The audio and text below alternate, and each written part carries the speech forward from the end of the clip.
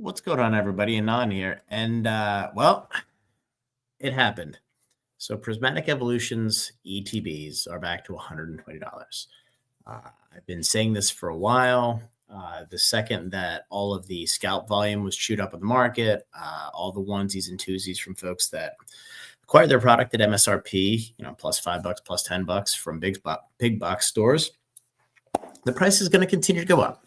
And that's exactly what we saw or what we're seeing. And, if you notice here, a lot of little onesies and twosies are gone.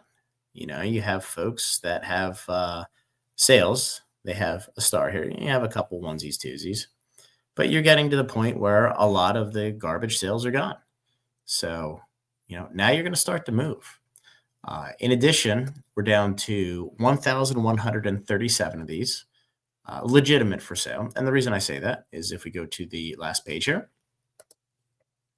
we have a BS listing here for 2,000.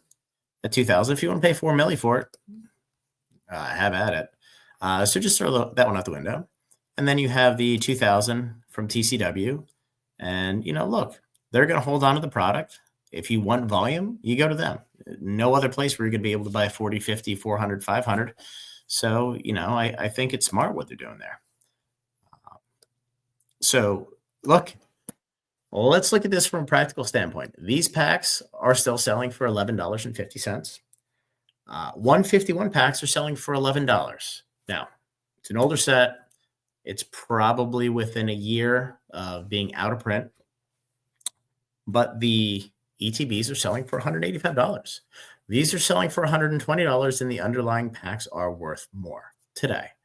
Now, if you believe that the Pokemon Center is going to reprint the crap out of these in some level of magnitude that they're not with 151, I want what you're on because it's not going to happen. They're going to reprint this 100%.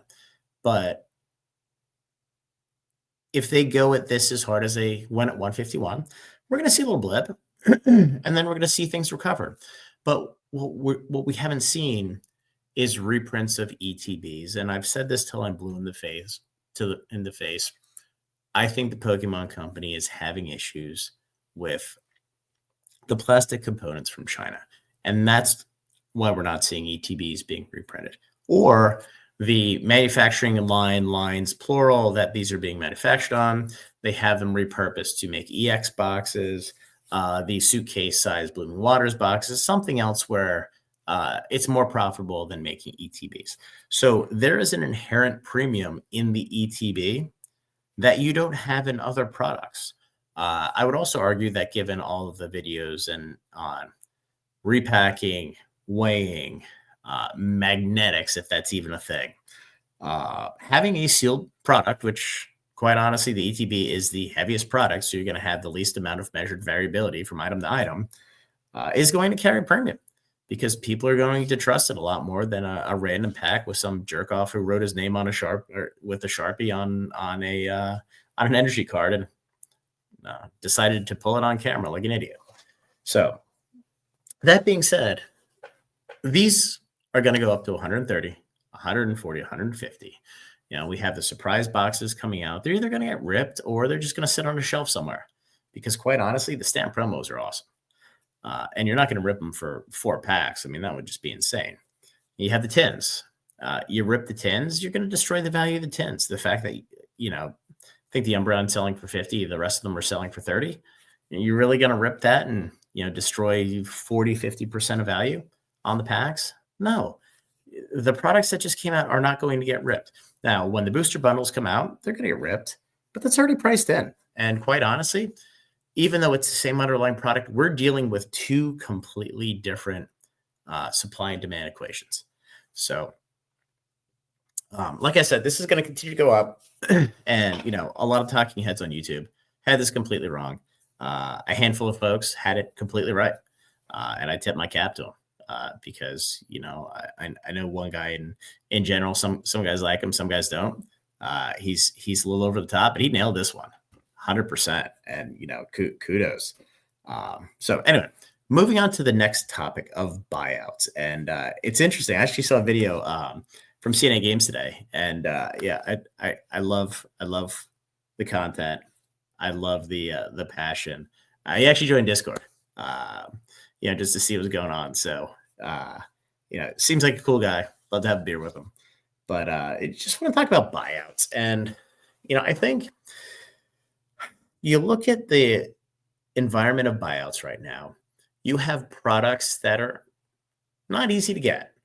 The folks that are looking to buy low and sell high, there's not a whole lot of product out there other than singles.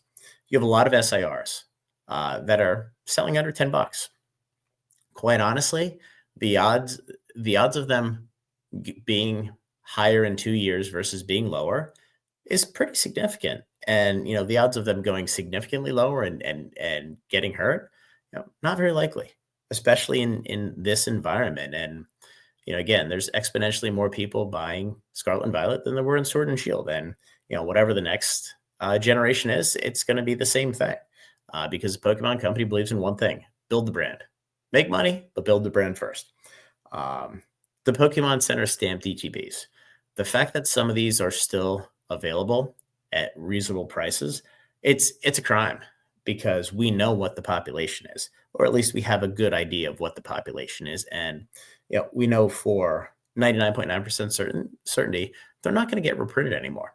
So we know that there is a finite population of these cards.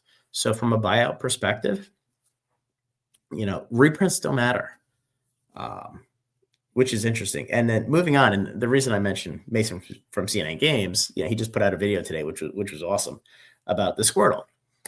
And, don't buy the Squirtle because Cell Crown's going to be reprinted. And I agree with everything he said. The one piece I don't necessarily agree with is I think, and this is just me projecting 2 years, 3 years in the future. And again, this is barring Journey Together, Team Rocket, whatever SV11, SV12, 12 and a half, 10 and a half, whatever the hell they are. I think there's going to be a handful of iconic cards. And I quite honestly think the Squirtle IR is going to be one of them. And there's hundreds of thousands of these cards. Don't get me wrong. It's an illustration rare. It's not an SIR. And even if it was, it'd be probably hundreds of thousands of cards, but I digress. But when people look back on this card or on this generation, you're going to have the Squirtle SIR. You're going to have the Magikarp, no doubt. I'm not sure if the Greninja is going to stand the test of time or not. I'm not sure the Pikachu from Surging Sparks is going to stand the test of time. It'll probably be something like the Latias. The Bubble Mew, 100% is going to. The Charizard and 151 is going to. Perhaps one of the cards from Shroud of Fable, doubtful, but we'll see. But when you think about the top 5, top 10 most iconic cards in the series or in the generation, the Squirtle IR from Stella Crown is going to be in that set. It is a stone cold lock. So while the card's expensive, and Stella Crown is it's going to get reprinted. Now, in my view, it's going to be reprinted far less than any of the other sets because it's kind of the redheaded stepchild stuck between Twilight and Surging. Full disclosure, I bought 15 copies when it was, $50 to $55 for this very reason. I don't think the price is going to go down, barring, some sort of economic catastrophe or whatever. In the current bull market that we're in, it's completely unrelated to what happened in COVID. COVID, everything kind of died because the Pokemon Company overprinted because it was impossible to forecast what the demand was going to be because we're in a black swan event. And then the second that people were able to go outside, spend money on movies, restaurants, strip clubs, whatever you want to call it, there was less money to divert into Pokemon at the worst possible time when there was a massive deluge of product. In the current environment we're at, the only thing that could slow this down, and we're seeing with Crown Zenith, with 151, a massive amount of product coming into the market across multiple means is having very little impact other than making people happy and making them pay the same price. In COVID, there was a catalyst for local game stores to sell the product, and it was a race to the bottom because they needed liquidity to survive. That is not the case today. And what you're seeing with a lot of these sets is you'll see, the bid ask very, very tight early on. But then as supply starts to dry up, everybody basically sets their price and says, you know what? I don't need to sell this. I value the sale at the price I want it to be at, but I'm not going to dump it. And that's what we're seeing. And with Prismatic Evolutions, we saw a lot of dumping because it was a lot of Timmies who just scalped product off, Walmart, Target, Best Buy, GameStop. But now that that's gone, look at what Trading Card World did. They have 2,000 boxes listed. They had them at 150. Now they have them at 200. You know why? Because they're going to sell them at 150 before. They're going to sell them at 200, and they might sell them higher because when you let the market come to you, you're going to maximize your profit. And, this is a for-profit business. And again, there's hundreds of thousands, tens of thousands of people out there that will sell you a product on the cheap if you want it. So, the product is attainable. It's out there. You may not like the price, but the price is what the price is. I don't like the price of eggs right now, but I enjoy eggs. I'm going to pay, 5, 6, whatever bucks or dollars per dozen. It is what it is. So anyway, that's my thought on buyouts. And then in addition, these buyouts are on cards that have been out for a long time. If you're complaining about the price of the cards going up, why didn't you buy the card when people didn't want them? It's not the person who's accumulating these. And by the way, the people that are buying 10, 20, 100 copies of these cards, they're not struggling to make rent. They're not, struggling to feed their family. They're doing this because it's fun. And they think that it's going to go up in the future. If you wanted the card, you should have bought it when it was cheap. So I would argue, you shouldn't complain. You should probably look in the mirror and just do better next time. And I mean that, in a very positive way. It's a learning experience for everybody. You buy stuff when nobody wants it, and you sell stuff when everybody wants it. So moving on, I think there's going to be an opportunity here to buy the dip. Now, I don't know if the dip's going to be 2% or 20%, but we did see Paradox Rift ETBs come out to distro late yesterday, the day before. Now, I do think that this is product that was from Pokemon Center in probably the UK. I don't think it's a reprint because there's not a whole heck of a lot of it. As far as I can tell, I could be wrong. But in addition, I have heard rumors of additional 151 and surging product coming to market, not the crappy bundles that were offered a couple weeks ago. Some legitimate volume. So if you're looking to buy the dip, now is the time.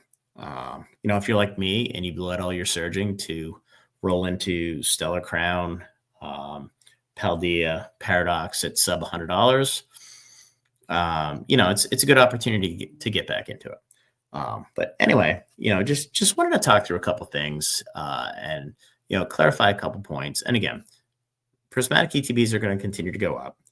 I personally have no problem with buyouts whatsoever. I think the Pokemon Center cards are absolute gems. And I'm buying them as I'm able to. And I've done multiple videos on the sealed Pokemon Center ETBs. I think I have like 500 of them now across multiple sets.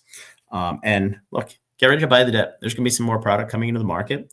Hopefully it's enough for stores to get a little healthy here. If not, there's plenty of Magic product, not necessarily collector boxes, but commander decks, and quite honestly, the play boosters sell well. So anyway, guys, happy Saturday night. Subscribe to the channel and join the Discord, and we'll talk soon. Also, go Birds.